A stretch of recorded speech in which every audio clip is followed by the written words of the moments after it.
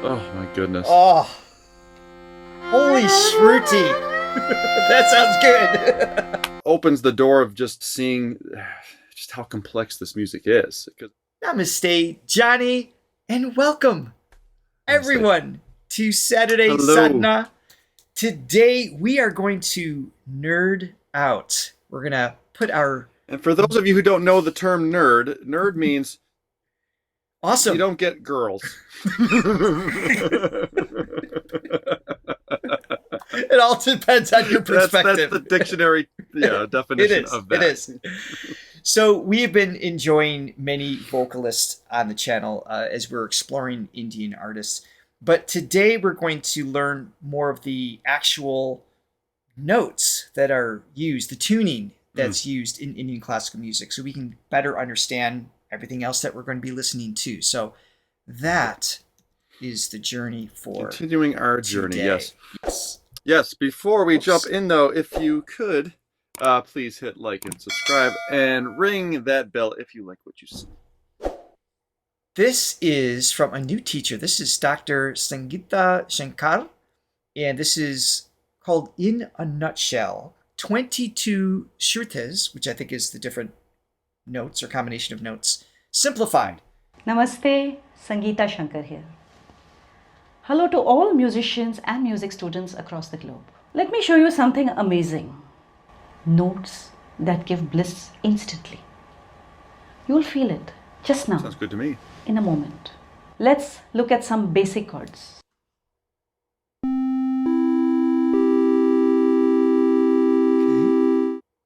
With some adjustments in tuning.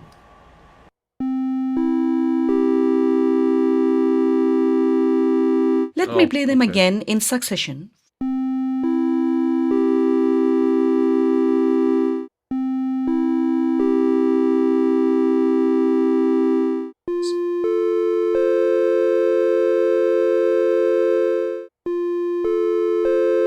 Something's... I think it's something's flat, right? Yeah, if you the third. So it's the middle note of that's the major third. It sounds like that's being flatted in the traditional scale. When you play that third, right, the third is always going to sound a little bit out of tune. The major third. So flatting it kind of makes it more stable sounding. So I didn't know that. Here between the first, especially in guitar chords. Not that my guitar's in tune. But, may not be the best example. It's never quite in that third tone right there. Wow, I never realized that. So there's always a little bit of a wobble when you play a major chord with that major third. So flatting that, you can hear it in the second chord that there's not that little frequency wobble. I noticed it was down, but I didn't realize that gave it a different sense of symmetry.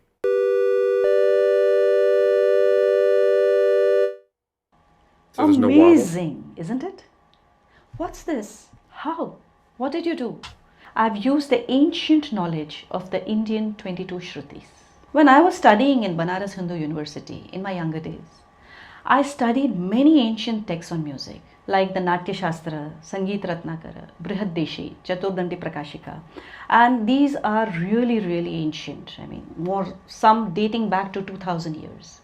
And in these, I found a mention and description of Shrutis. And I wondered where they are today.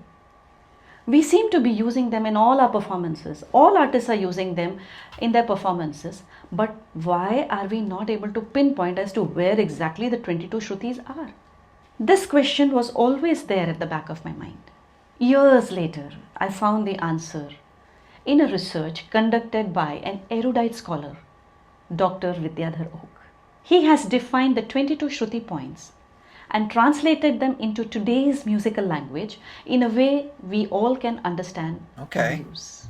We all know that there are 7 basic notes in any form of music. In Indian music, we refer to them as Sa, Re, Ga, Ma, Pa, Dha, Ni. These are called Shuddha Swar. That's our Do, Re, Mi, as we were taught. If we go into further detail, 4 out of these 7 notes have a Komal variant and 1 has a Tivra variant. Komal means they are lower than the regular position, The and ones Tivra above. means Okay. they are higher than the given position. Like the It's flat like a and flat and a sharp sharp. in Western music. Yeah. Sounds like this.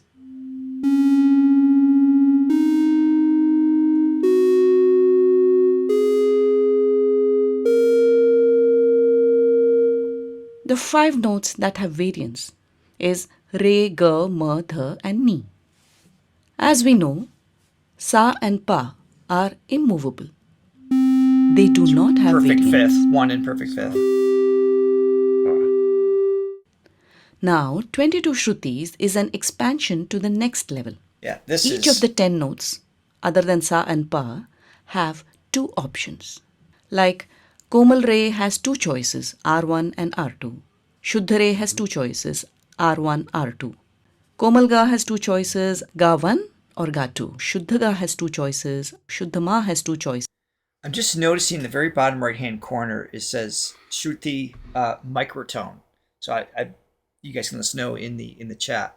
That's Oh, what it's okay. referring to. So R1, R2, and then uppercase R1, R2. I'm assuming that's just maybe not a movement of a note, but just the actual tuning, the precise frequency in between the S and the R. That's Okay. I think that's where we're going here. Thus, there are 22 Shrutis. So, basically in Indian classical music, we have various scales called ragas. Depending on the notes of the raga, we decide which variant to use of the note. If the note used is Komal Re, then which Komal Re to use, R1 or R2? If the raga has Shuddha Ga, then which variant to use, Ga1 or Ga2? Okay. For instance, if a raga has 5 notes, then a further variant of each note is decided. Let's take Bhupali. This raga has 5 notes. Sa, Re, Ga, Pa, Dha. Sa and Pa don't have variants. So, in the notes of Re, Ga and Dha, the following Shruti is chosen according to the phrasing of the raga. We choose R1, Ga1 and Dha1. Why do we use these Shrutis? Today, in the equitempered scale, cents is used as the main measure.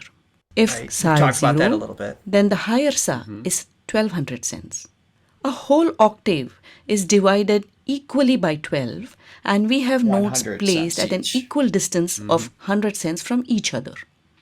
The reference we know today is this. Sa at 0, Komal Re at 100, Shuddha Re at 200, Komal Ga at 300, Shuddha Ga at 400 and so on. Right. This is called the equitemper tuning or EQ tuning. So that would be the in equal temper tuning. Chromatic scale, yes. Yes, Yeah. yes. All pianos in the world today are tuned to the equitempered scale. Let's listen to this. 1, 3, 5. In comparison to this, the placement of 22 Shruti positions are slightly different and have perfect consonants, samvad. Let's see what this consonance is. It's called samvad in Hindi. Now suppose I change the sense a little here and there. Suppose I am selecting this lower Shruti of Ga instead of the equitempered one. And I slightly change the position of Pa. Then let's see how it sounds.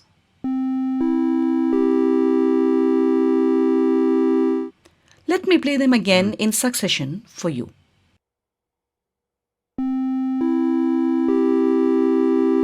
Just kind of wobbling a little Yeah. bit. Just a slight wobble. And there it doesn't. No. This one is Never consonant heard that. Yeah. and this one is dissonant. Consonant means Just a little bit. completely in tune. Never noticed that. That's Dissonant crazy. means not completely in tune. Samvad is the Hindi term for consonants. Can you hear a marked difference? The positions of Sa, Ga and Pa provided by nature is in the proportion of 100 is to 125 is to 150. The Wow. difference Yeah. is because the consonant saga pa is in the proportion of 100 is to 125 is to 150.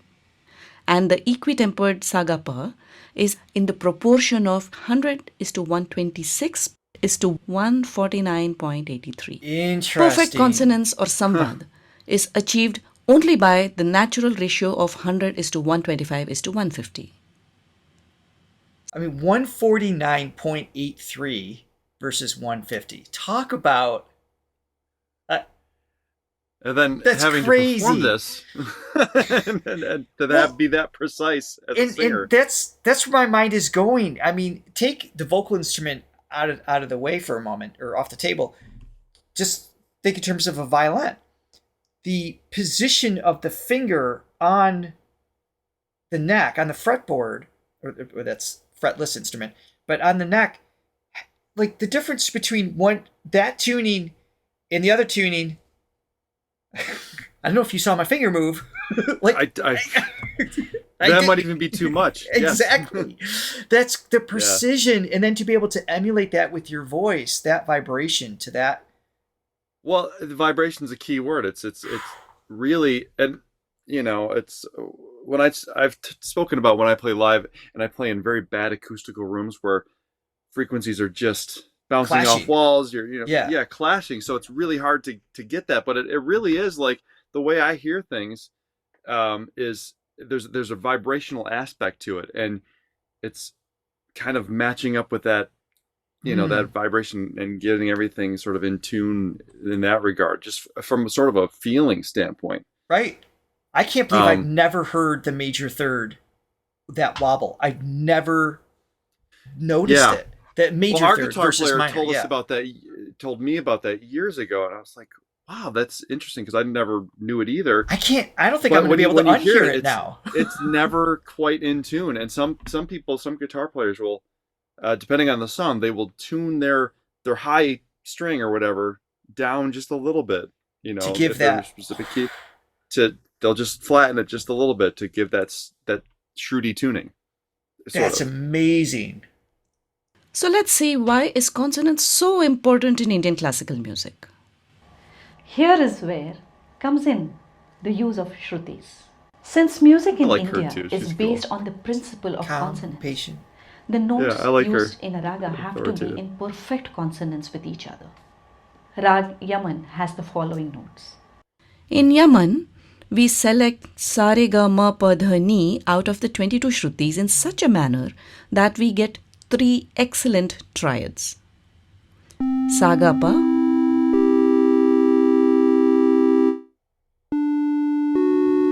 re ma dha, Hmm. pa ni re.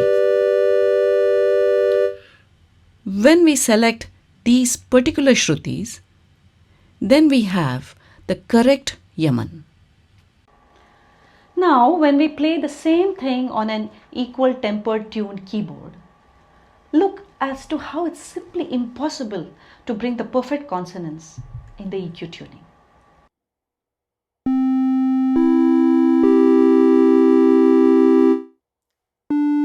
Oh, I don't like it anymore. I know. There's a reason I always liked minor chords over major. Now I know why. Right. And by the way, I wondered at the beginning why she chose this piano sound too. It's kind of like a sine wave type of sound, not the most flattering or No. appealing sound, but it showcases the dissonance much Hear easier. the So sustained sound. Yeah, instead of It just like makes a sense. plunk. Yeah.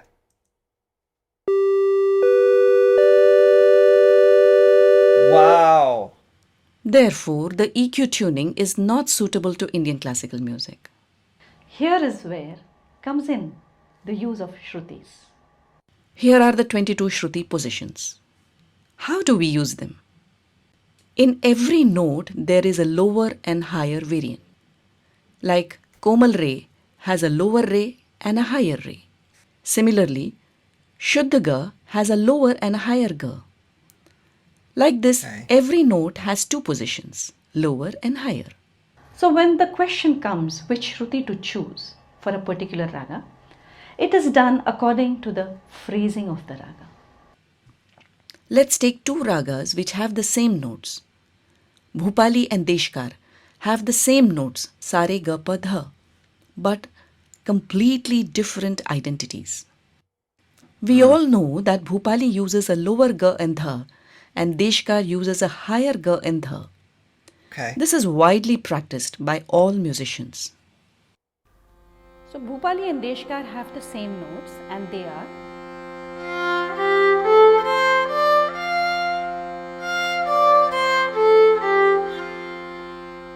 and it's the Pentatonic scale. phrases that make them Right. different. While Bhupali revolves around Ga, Deshkar revolves around this note. So let's see how they sound. The flat. Oh my goodness. Oh, holy Shruti! That sounds good.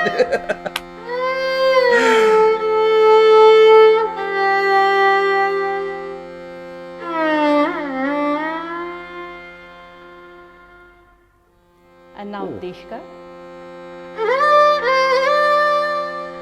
Yeah, a little sharper. Yep. Different mood. Yeah, So totally much different more. mood. Therefore, the Ga and Dha used in Bhupali will be G1 and D1.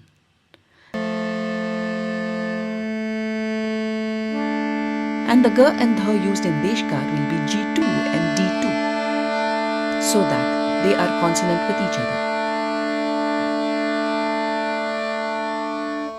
Still Also, essentially sort a of the general same notes, observation but is totally that when the different. phrasing comes down from above, a higher Shruti is used.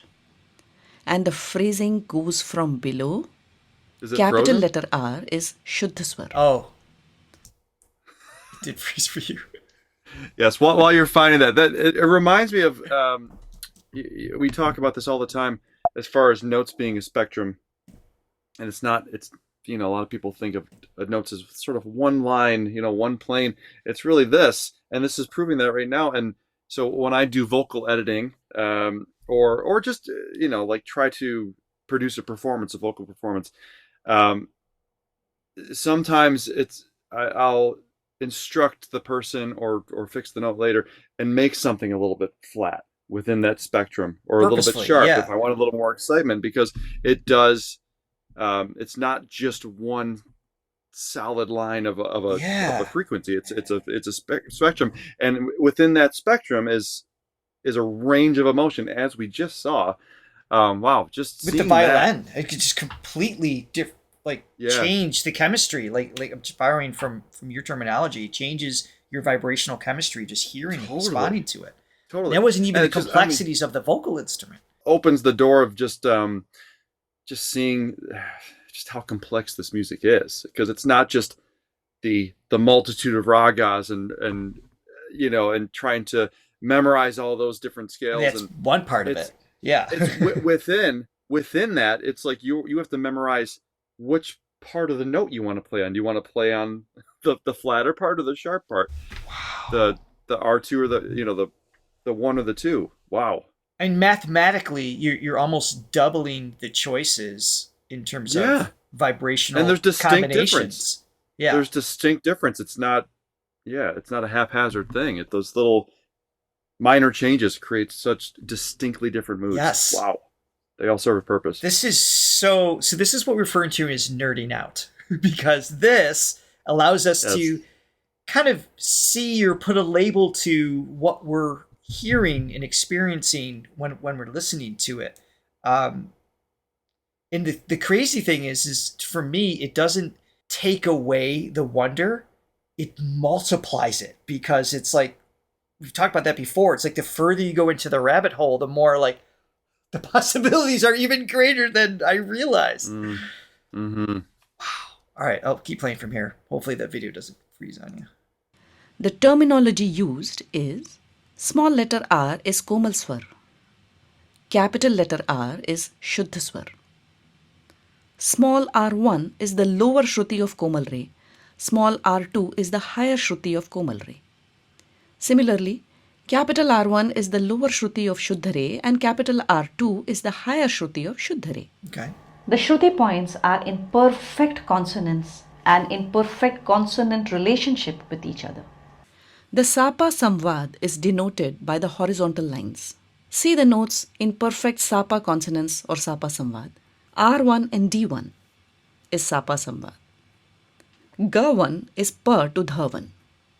Similarly, Ga1 and Ni1 are perfect Sapa Samvad. Ni1, Ma1, of course, Sa and Pa.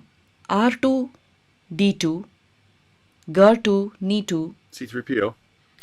Ni2, The M2. thought crossed my mind. All these are perfect Sapa Samvad.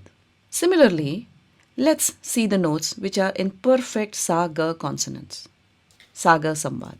Just want to state that any Star Wars reference further enhances the nerd aspect of this video experience. Well Yes, done. and you can see there's not a hint of a female around either of us right now. Nothing. See the notes which are in perfect Sa-Ga consonants. Sa-Ga Samvad. These are the one denoted by the vertical lines. So Ni1, Re1, Re2, Ma1, Dha1, So, D2 and Sa. Of course, Sa and Ga1, G2, Pa and Ni, Ni2, R2, M1, M2 and D2. All these notes have a perfect Sa-Ga Samvad with each other. Thereby, speed of vibration. in a Shruti sense, points right? are in perfect consonance with each other, perfect Samvad with each other.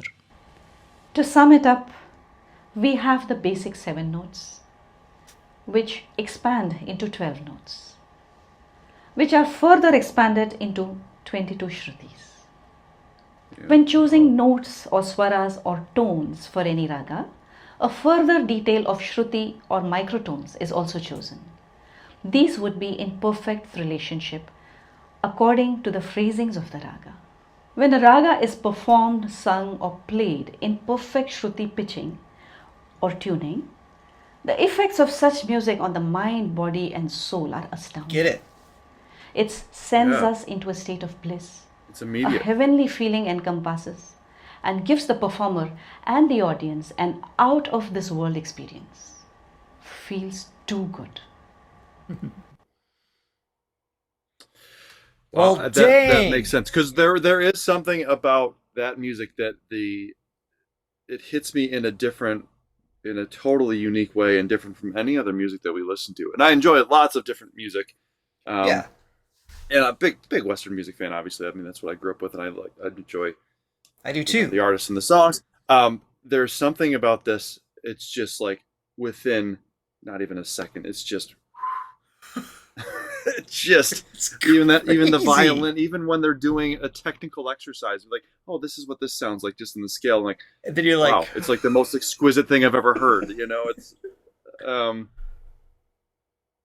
yeah, it is. It's blissful, and to know sort of the science behind it, not to ruin the spiritual aspect because I think it goes beyond. I think science. it's tied into it. Well, I agree. Yeah. But vibration. I mean, vibration is It what is existence made of, but vibration. But right. It just explains the visceral response to this spiritual element of the sound, the feeling to it. It's just all connected, I think, in that way, which I find absolutely fascinating. And now, moving forward, I think what might be nice, maybe next Saturday, you guys can let us know in the comments, maybe give us some suggestions of just something to listen to. Let's just, we've learned a lot in the last few sessions, quite a bit. The difference between Hindustani and Carnatic music. For those of you who may have missed it, we just had a live lesson with Konakol on Wednesday. We'll include that in this playlist, actually. Yes, Soma was amazing. We learned a lot there. And then now this. So I kind of want to sit back and just listen. I know we'll react. We'll throw our 2 cents in it, but I want to hear these things that we're learning. Yeah, it needs time to process because it is a lot of information. It's a lot of I get it though. It's and to see it, do an example of it. I just want to watch that violin thing back, just over and over and over. 5 seconds. It was crazy. Yeah. Yeah, let us know in the Man. comments what to jump Yes. onto next to have that experience. Yes, and while you're at it, make sure you watch our other Indian playlists that we have available. There's many videos, and we're compiling more and more as the time goes on. See you in the next video.